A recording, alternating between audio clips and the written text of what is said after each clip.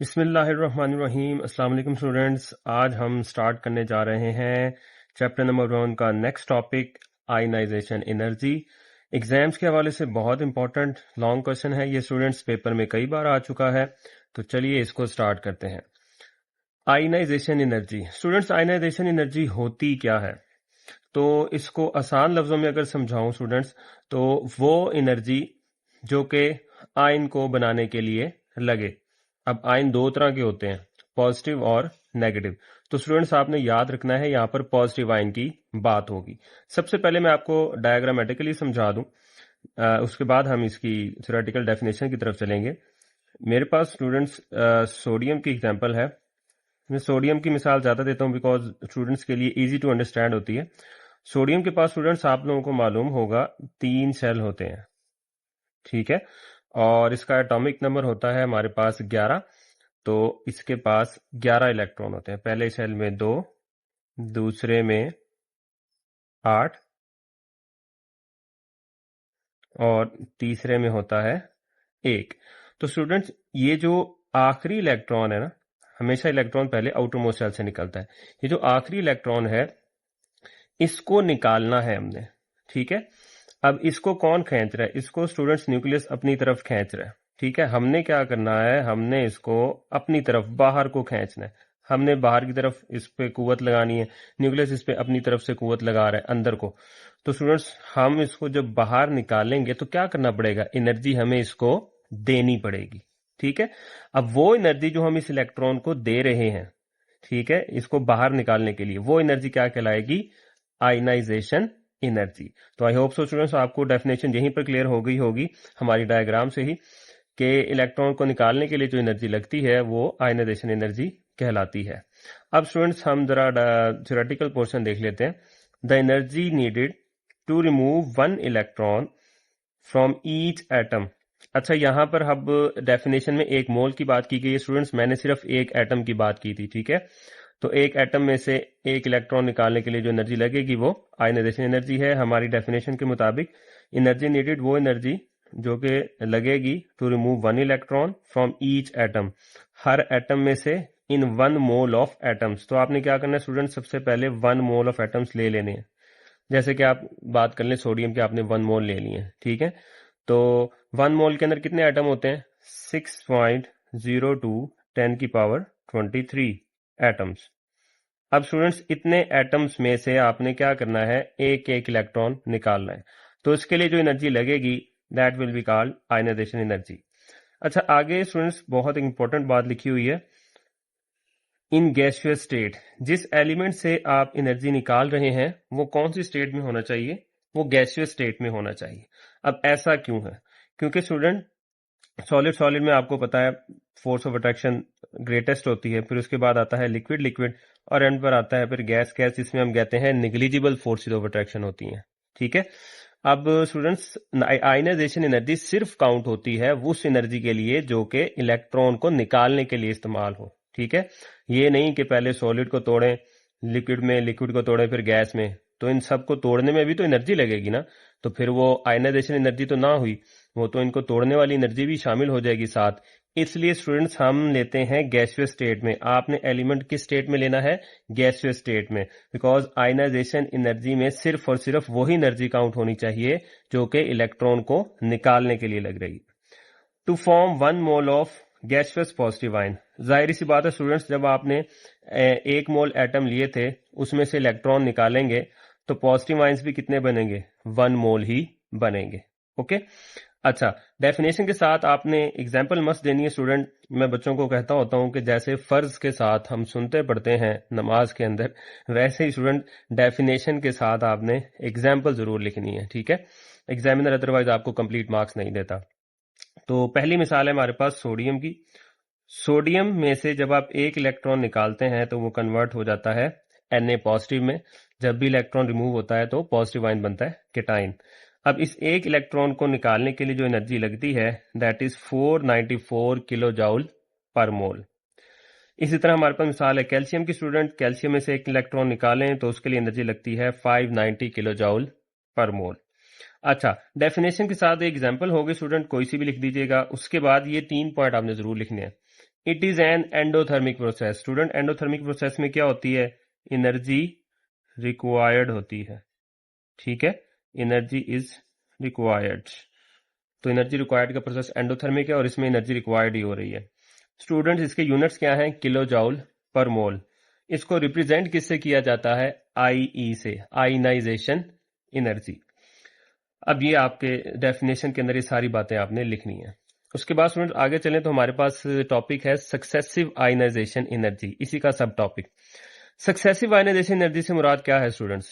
अब इसी डायग्राम पे दोबारा गौर करें स्टूडेंट, तो आपको पता लगेगा कि जब आपने एक इलेक्ट्रॉन रिमूव कर दिया, अभी और भी तो इलेक्ट्रॉन पड़े हुए हैं ना, तो अब लेट्स सपोज अगर मैं सोडियम का ये वाला इलेक्ट्रॉन निकाल दूं बाहर, तो ये दूसरा इलेक्ट्रॉन मैंने निकाल दिया, फिर मैं ये वाला इलेक्ट्रॉन बाहर निकाल दूं, ये मैंने तीसरा इलेक्ट्रॉन निकाल दिया, एंड सो ऑन। इसको कहते हैं स्टूडेंट सक्सेसिव आयनाइजेशन एनर्जी, एक के बाद एक इलेक्ट्रॉन्स का निकलते रहना। Okay, when second electron is removed, उसको हम कहेंगे second ionization energy. When third electron is removed, उसको हम कहेंगे third ionization energy. Example student मैंने आपको लिखकर दी हुई है, Ca पॉजिटिव, इसमें से एक इलेक्ट्रॉन निकालेंगे तो ये कन्वर्ट हो जाएगा Ca2 पॉजिटिव में। फिर इसी तरीके से इस Ca2 पॉजिटिव में से एक और इलेक्ट्रॉन निकालेंगे तो वो कन्वर्ट हो जाएगा Ca3 पॉजिटिव में। ये आपने तीसरा इलेक्ट्रॉन निकाल दिया।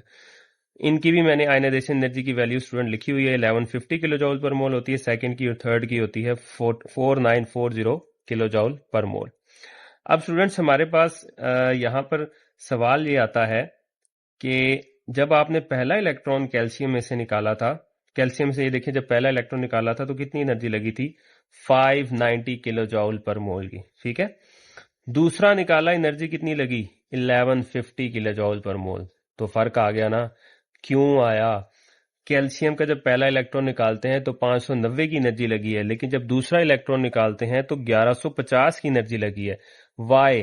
तो यहीं पर हमारा शॉर्ट क्वेश्चन आता है students, why second ionization energy is greater than first. तो स्टूडेंट्स हम बात कर रहे थे कि हमारे पास शॉर्ट क्वेश्चन आता है, why second ionization energy is greater than first. तो जब हम ये क्वेश्चन लिखते हैं स्टूडेंट्स, मैंने पीछे आपको मिसाल दी थी कैल्शियम की, तो कैल्शियम का आपको एटॉमिक नंबर याद होना चाहिए। नहीं याद तो कोई बात नहीं, मैं आपको लिख के दे रहा हूं। पहला शेल, दूसरा शेल, ये आ गया हमारे पास तीसरा शेल, और फिर आ जाता है इसके अंदर चौथा शेल। तो स्टूडेंट्स अब जरा इसमें इलेक्ट्रॉन की तादाद बता लेते हैं। कैल्शियम का एटॉमिक नंबर होता है 20। तो पहले शेल में 2 इलेक्ट्रॉन, दूसरे के अंदर होते हैं 8, तीसरे के अंदर 8, और चौथे के अंदर होते हैं स्टूडेंट 2 इलेक्ट्रॉन। ठीक है, अब स्टूडेंट्स इसके पास इलेक्ट्रॉन कितने हैं? 20 इलेक्ट्रॉन है। तो प्रोटॉन भी कितने होंगे? 20। ठीक है जी, 20 प्रोटॉन। इसके न्यूक्लियस की ताकत कितनी है? +20, बिकॉज स्टूडेंट्स के पास प्रोटॉन कितने हैं? 20 हैं। अब स्टूडेंट्स ये जो हमारे पास न्यूक्लियस है 20 प्रोटॉन के साथ 20 इलेक्ट्रॉन को खींच रहा है। जब आप इसमें से एक इलेक्ट्रॉन रिमूव कर देते हैं तो कंडीशन ये हो जाती है, हमारे पास इलेक्ट्रॉन रह जाते हैं 19। प्रोटॉन कितने हैं? प्रोटॉन स्टूडेंट्स हमारे पास 20 ही हैं।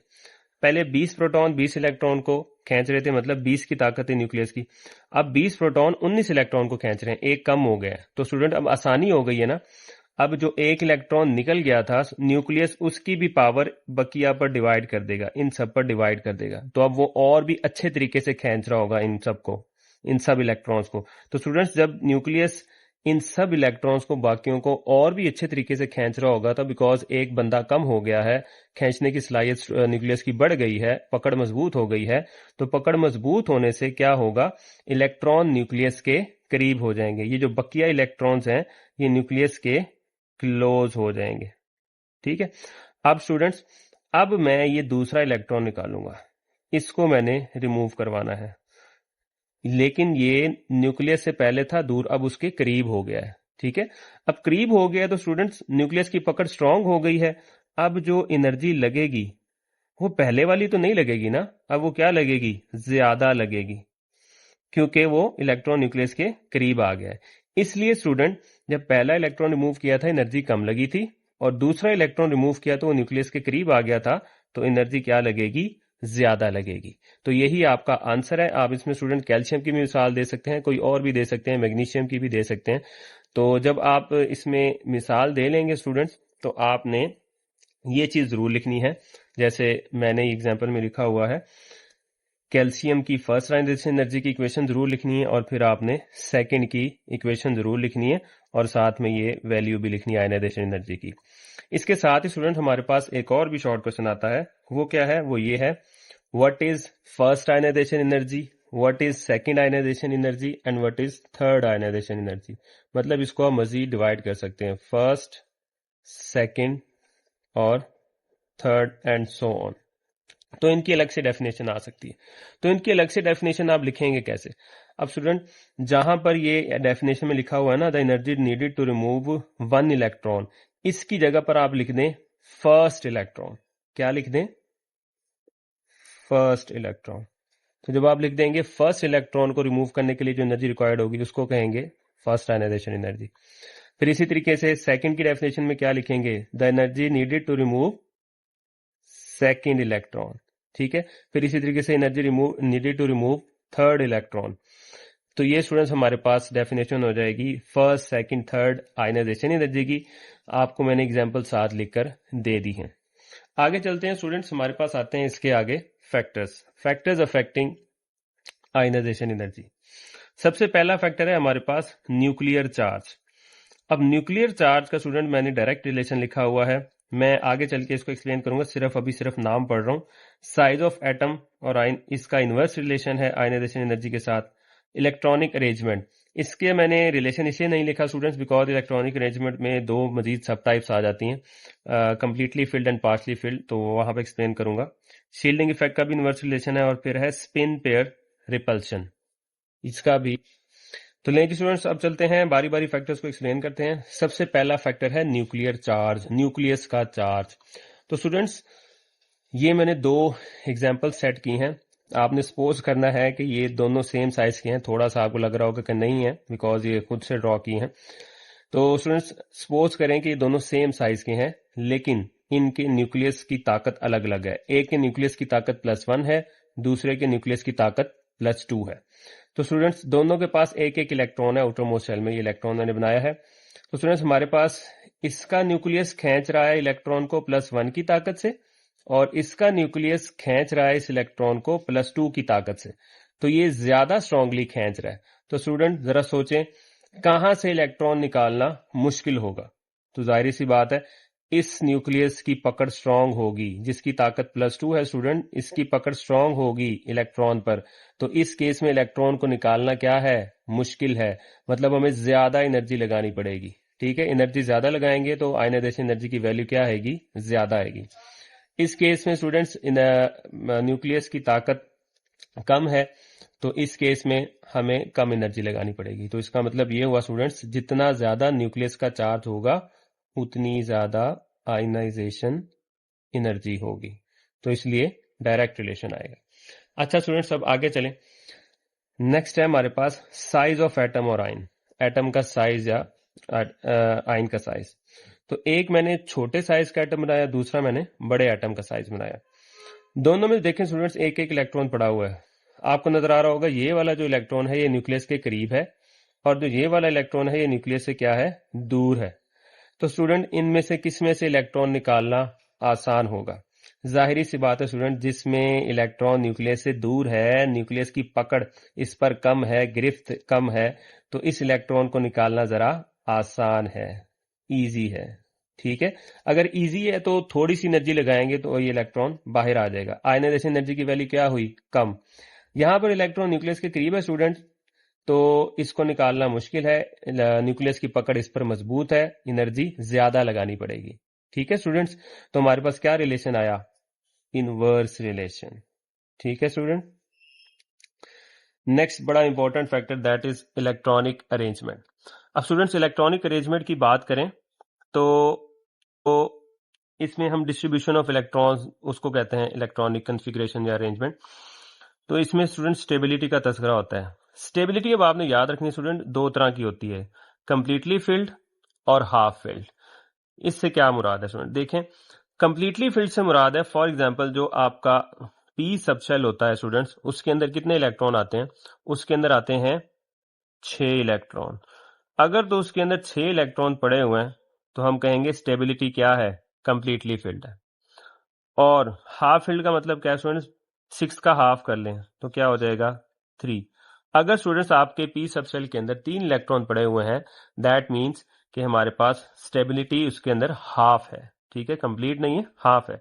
लेकिन इसके अलावा अगर उसके पास इलेक्ट्रॉन है, पी सबशेल के पास 1 है, या हमारे पास पी सबशेल के पास 2 इलेक्ट्रॉन है, या पी सबशेल के पास 4 इलेक्ट्रॉन है, या 5, तो स्टूडेंट्स ये चारों केस ना तो कंप्लीटली फील्ड में आ रहे हैं, ना ही हाफ फील्ड के अंदर आ रहे हैं।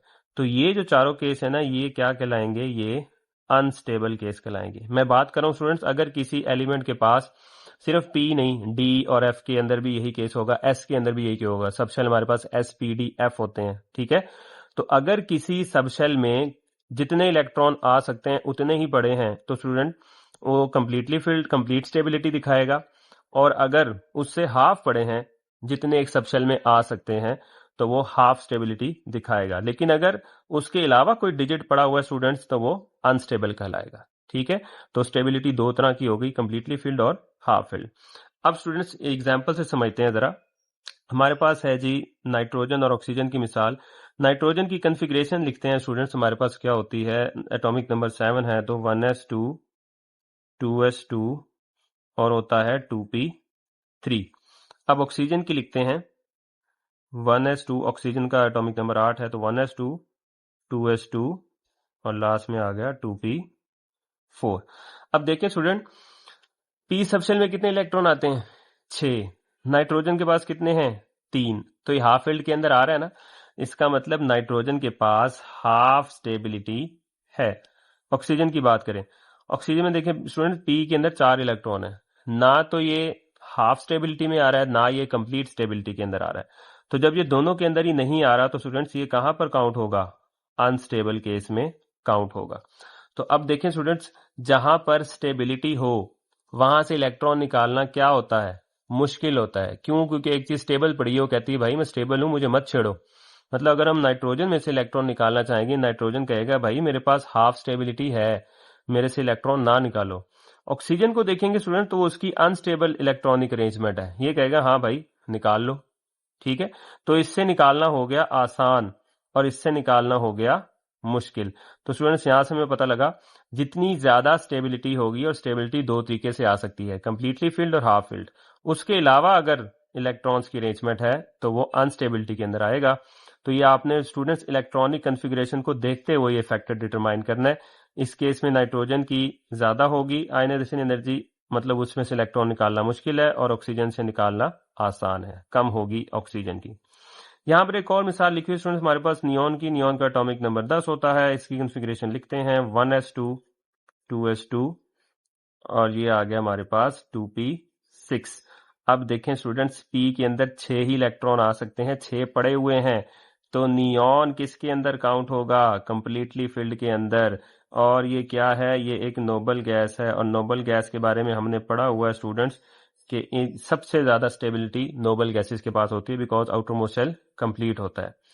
अब जरा स्टूडेंट्स आपसे एमसीक्यूज पूछ लेते हैं, इन तीनों में से बताएं किसकी आयनाइजेशन एनर्जी सबसे ज्यादा है।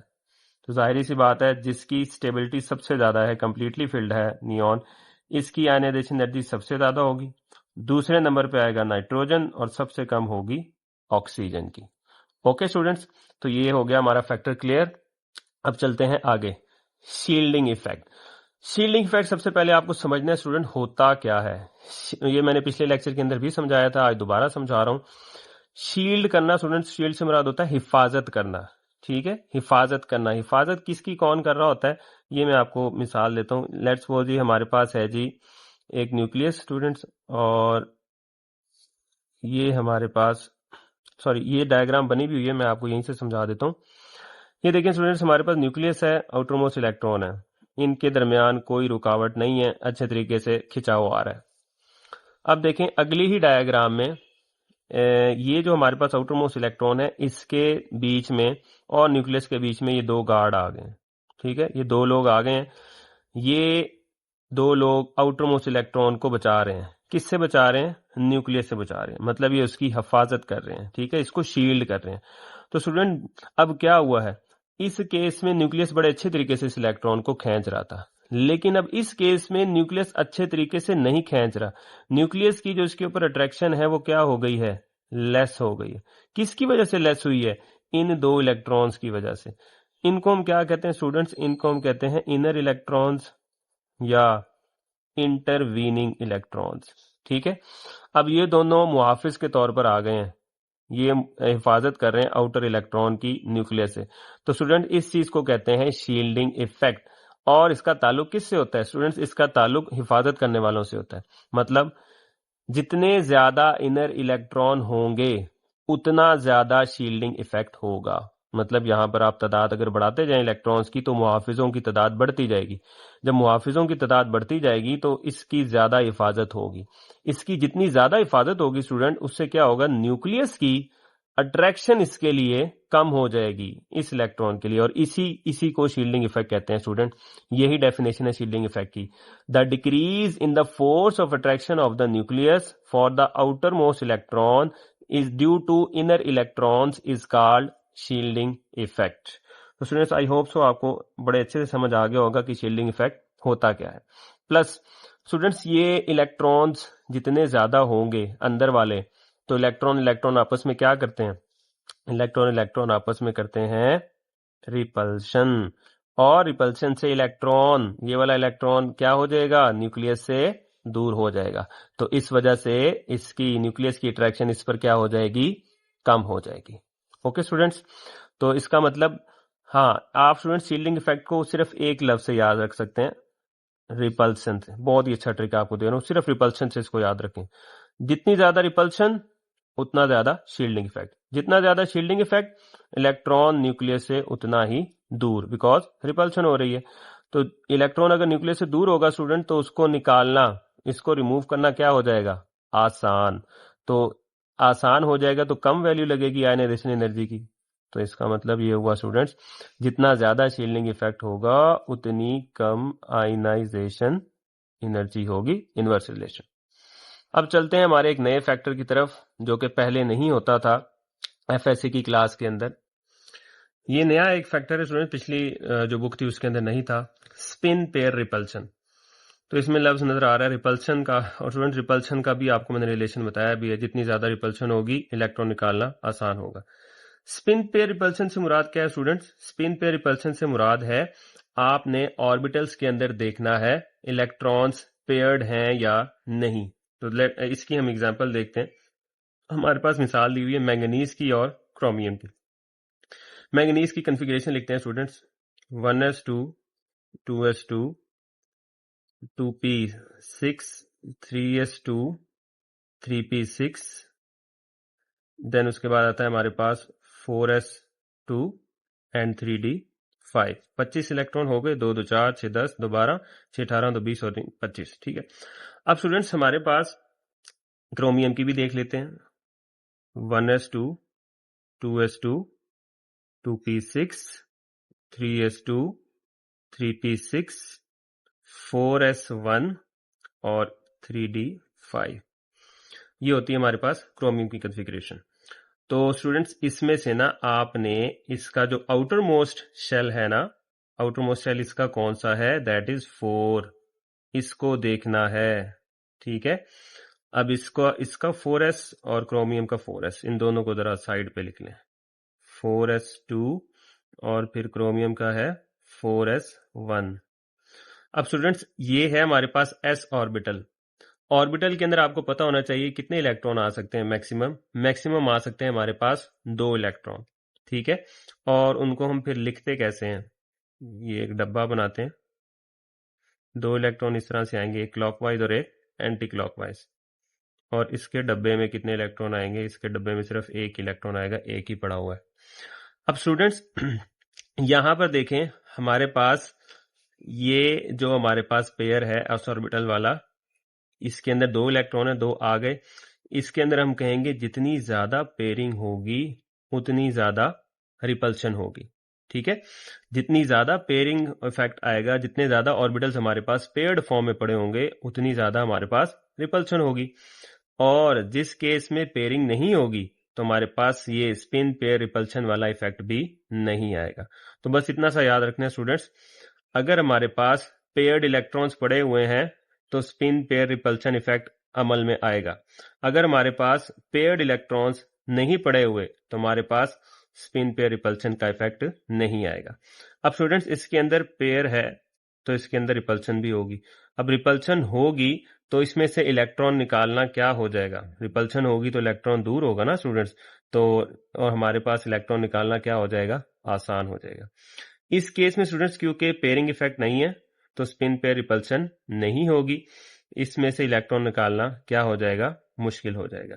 तो स्टूडेंट्स इस केस में क्रोमियम की आयनाइजेशन एनर्जी हाई होगी और मैंगनीज की क्या हो जाएगी? लो हो जाएगी। बड़ी इंपॉर्टेंट बात स्टूडेंट्स, ये आपने जो स्पिन पेयर रिपल्शन का इफेक्ट है ये आपने काउंट कहां से करना है? मतलब किसी भी ऑर्बिटल में से काउंट कर लें। एक तो मैंने आपको बात की ना सेम ऑर्बिटल की, सॉरी आउटर मोस्ट ऑर्बिटल की, दूसरी है सेम ऑर्बिटल में से काउंट करना है। मतलब अगर आप दो एलिमेंट्स की एग्जांपल ले रहे हैं ना, तो आपने क्या करना है स्टूडेंट्स, उन दोनों का सेम ऑर्बिटल आपस में कंपैरिजन करवाना है। ये नहीं है कि स्टूडेंट्स इधर से आप ले रहे हैं 4s2 और इधर से आप ले लें 3p6, ऐसा नहीं है। आउटर मोस्ट शेल दोनों का लेना है, जैसे इसका 4 है इसका भी 4 हो, फिर इसका s ले रहे हैं तो इसका भी s लें, फिर आपने काउंटिंग करनी है। तो इसके अलावा अगर आप देखेंगे स्टूडेंट्स तो ये फैक्टर गलत हो जाएगा। तो ये चीज जरूर याद रखिएगा, सेम ऑर्बिटल के अंदर आपने स्पिन पे रिपल्शन को देखना है तो ये इफेक्ट ठीक होगा, अदरवाइज हम गलत कर बैठेंगे। अच्छा जी, यहां पर हो गए स्टूडेंट्स हमारे सारे के सारे फैक्टर्स कंप्लीट। अब आ जाए, अब हम चलते हैं हमारा जो इसमें लास्ट हिस्सा है, that is trends in periodic table. अब ट्रेंड की बात करें स्टूडेंट तो हमारे पास लेफ्ट टू राइट सबसे पहले पीरियड्स को डिस्कस करते हैं। पीरियड्स में क्या होता है स्टूडेंट्स, हमारे पास लिखा हुआ है आयनाइजेशन एनर्जी इंक्रीज करती है।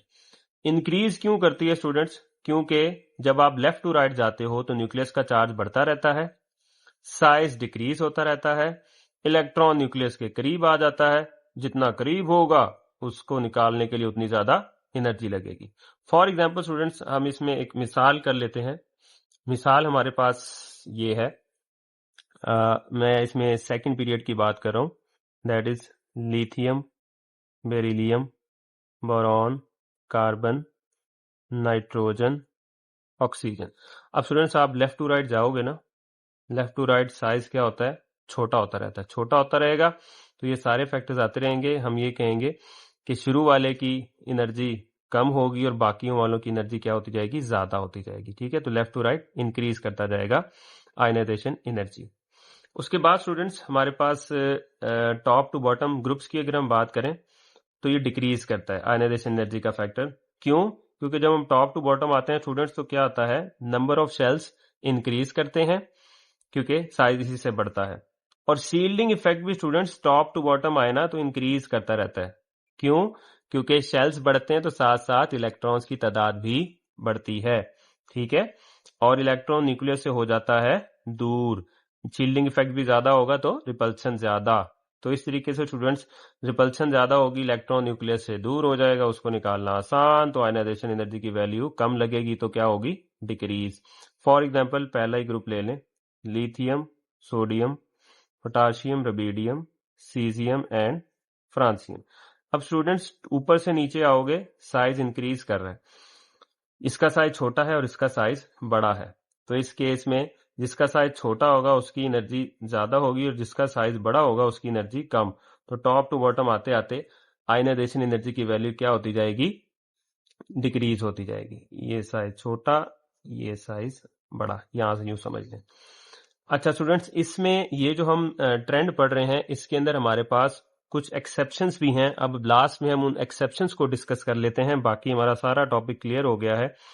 अच्छा एक बात स्टूडेंट्स आप सोच रहे होंगे शील्डिंग इफेक्ट के हवाले से अभी बताया था कि top to bottom shielding effect increase हो रहा है, लेकिन जहां पर मैंने नहीं लिखा कुछ भी, लेफ्ट टू राइट के केस कुछ भी, लेफ्ट टू राइट के केस में शील्डिंग इफेक्ट, तो स्टूडेंट्स याद रखिएगा left to right shielding effect क्या रहता है, कांस्टेंट रहता है। क्यों? क्योंकि नंबर ऑफ शेल्स कांस्टेंट होते हैं, लेफ्ट टू राइट बढ़ते नहीं।